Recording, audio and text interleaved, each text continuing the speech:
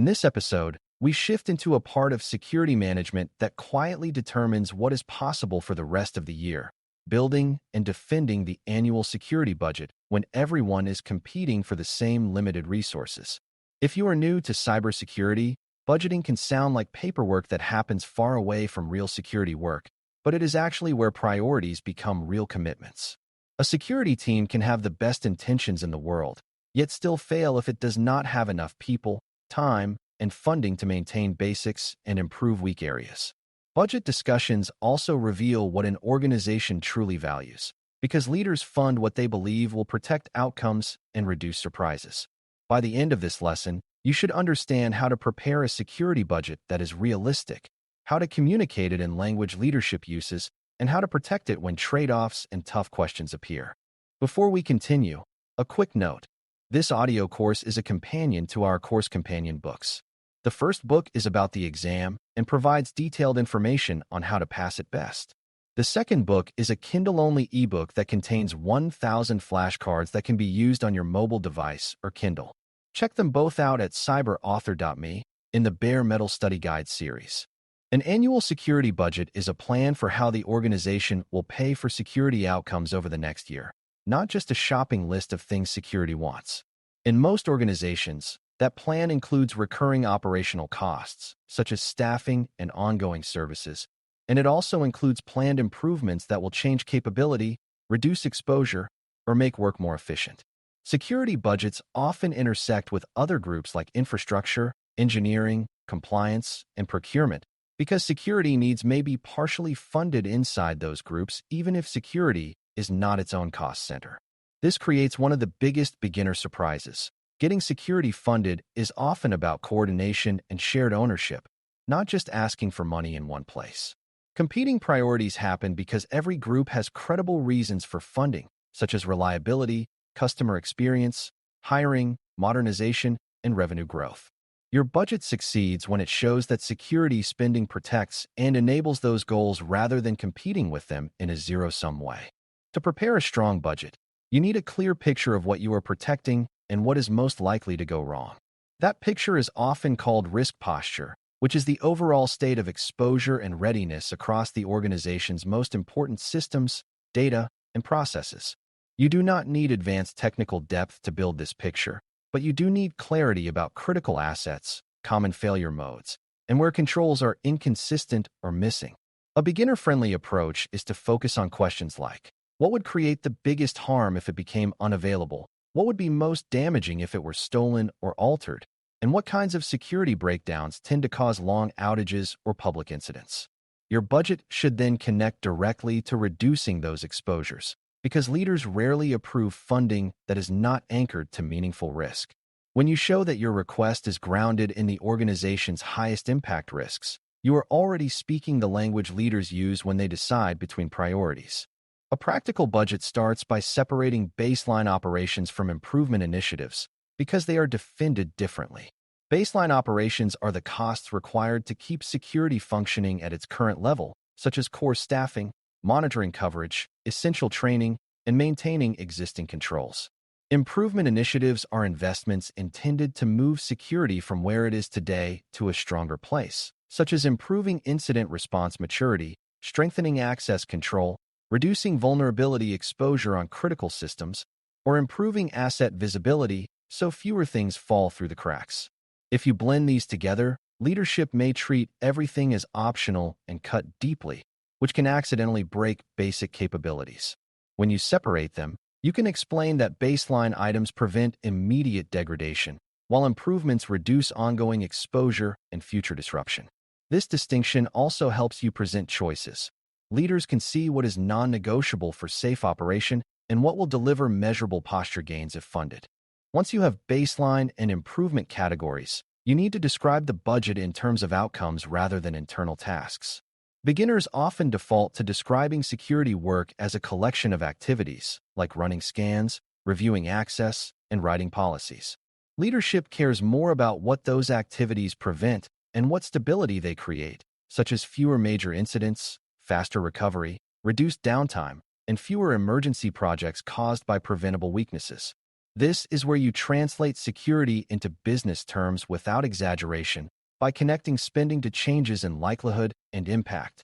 For example, funding to reduce the time critical vulnerabilities remain open on critical systems reduces exposure time, which reduces the chance that a known weakness becomes the path to a high-impact compromise. Funding to improve incident response readiness reduces the impact of inevitable security events by shortening containment time and limiting spread. When your budget narrative focuses on exposure reduction and resilience improvement, it feels like risk management, not like overhead. A credible security budget also shows discipline in prioritization, because competing priorities require proof that security is not asking for everything at once. Prioritization usually means focusing on critical assets first, targeting the most dangerous risk drivers, and choosing improvements that provide the largest reduction in exposure per unit of effort. For a beginner, it helps to think of risk drivers as conditions that repeatedly lead to incidents, such as weak identity controls, poor patching on critical systems, unclear ownership of systems, and inconsistent monitoring coverage. If your budget request tries to fix every issue across the whole organization at the same time, leadership will likely conclude it is unrealistic. If your request focuses on the small number of improvements that most reduce risk, it looks achievable and it is easier to defend. Discipline also means acknowledging what will not be addressed this year, which can feel uncomfortable, but it builds trust because it demonstrates honest planning. Budget preparation requires understanding where costs truly live over time, because many security investments have ongoing operational demands. The visible part is often the initial purchase or project cost, but the lasting cost includes staffing time, training, tuning, ongoing maintenance, and integration into daily workflows.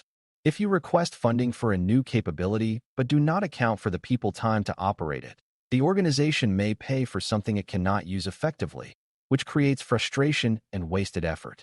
Leaders recognize this risk even if they cannot articulate it in technical terms, which is why they ask questions about staffing and sustainability. A strong budget includes the support model for what you are funding, such as who will operate it, what training is needed, what ongoing effort is required, and how success will be measured. This framing shows that security is not just acquiring things, but building capability that can be maintained in real operational conditions. Because leadership may not approve everything, it is wise to build your request in tiers that make trade-offs explicit. A baseline tier explains the minimum needed to avoid backsliding, such as maintaining essential coverage and fulfilling required commitments. A recommended tier explains what would materially improve posture, reduce exposure, and lower disruption risk over the year. An optional tier offers enhancements that deliver additional efficiency or further risk reduction if funding is available, but can be deferred without immediate collapse. This tiering approach respects competing priorities by giving leadership choices rather than a single all-or-nothing demand. It also prevents accidental harm, because leaders can see what gets lost if they cut specific items. When the options are clear, leadership can choose deliberately, and security can document what risks remain when a tier is not funded. Security budgets are also shaped by timing, because organizations plan annually but threats and business conditions do not follow a neat calendar. That means your budget should include some form of flexibility, such as contingency capacity in staffing plans or the ability to redirect effort when a major risk emerges. Leaders often worry about approving a plan that becomes obsolete mid-year, so it helps to show how your approach can adapt without constant reapproval. For example, you can explain that a portion of effort is reserved for emergent risk response, such as new widespread vulnerabilities or shifts in business operations. This is not a request for unlimited funds. It is a request for realistic planning that acknowledges uncertainty. When you show that you have thought about change, you signal maturity and reduce the impression that the budget is fragile. It is also important to recognize that many security budget conversations are really conversations about shared responsibilities across teams. Security rarely owns every step of remediation, system modernization, or business process change. If the risk is driven by aging systems, inconsistent patching, or fragile operations, security may need other teams to execute improvements even if security is advocating for them. That means budget preparation often includes aligning with peers, understanding what other teams already planned, and avoiding duplicate or conflicting requests. A strong approach is to frame shared investments as organizational risk reduction rather than security expansion, and to show how security will coordinate outcomes. Leaders are more likely to approve spending when it looks like a cohesive plan across teams, not competing proposals that fight each other. This coordination also prevents a common failure, where security gets funds for a goal that depends on other teams, but no one else has capacity to deliver. To secure an annual budget, you must be able to defend it with clear reasoning, not just urgency. Leadership will ask why now, what happens if we delay, and how we know the investment will work. The best answers use calm cause and effect logic that connects the request to risk drivers and to observable results. For example, you might explain that delaying work on critical vulnerability exposure keeps the organization in a high-risk zone longer, which increases the likelihood that a known weakness is exploited. You might explain that underfunding incident response readiness makes outages longer and increases recovery cost, even if the organization cannot predict the exact next incident. You might explain that investing in asset ownership and visibility reduces blind spots that repeatedly lead to late surprises during incidents and audits. These answers are persuasive because they are grounded in realistic organizational behavior and in the known patterns of how security failures become business problems. A strong budget defense also includes how you will measure progress without turning measurement into a game. Leaders want to know that funding will translate into improvements they can see, and that security will not claim success based on activity alone. This is where you define a small set of outcome-aligned metrics that reflect reduced exposure and improved readiness, such as decreased time that critical systems remain exposed to high-risk weaknesses, increased coverage of baseline protections on critical assets, and improved speed and quality of incident containment. You do not need to promise perfection, and you should avoid pretending that security can eliminate all incidents. Instead, you show that the organization will get better at preventing common failures and limiting harm when failures happen. When funding is linked to measurable posture gains, the budget conversation becomes about accountability and improvement rather than about fear and uncertainty. Another key aspect of securing the budget is demonstrating credibility through good stewardship, which is the sense that security uses resources wisely. Credibility is built when security can explain what it accomplished with last year's resources, what lessons were learned, and what it will do differently this year to improve outcomes. If a prior investment did not work as expected, pretending otherwise damages trust. Explaining what happened and what changed builds trust. Leaders are often willing to fund teams that admit mistakes and learn, because that behavior reduces the chance of repeated waste. This is also where security benefits from being transparent about constraints, such as dependence on other teams, the reality of legacy systems, and the limits of staffing. The message becomes, this is a realistic plan designed to reduce risk under real-world conditions, not a fantasy plan designed to look impressive on paper. Finally, preparing and securing the annual security budget is about turning the organization's security intentions into a funded, executable plan under competing priorities. You prepare the budget by understanding risk posture, separating baseline needs from improvements, prioritizing the highest impact gaps, and accounting for full lifecycle effort so investments remain sustainable.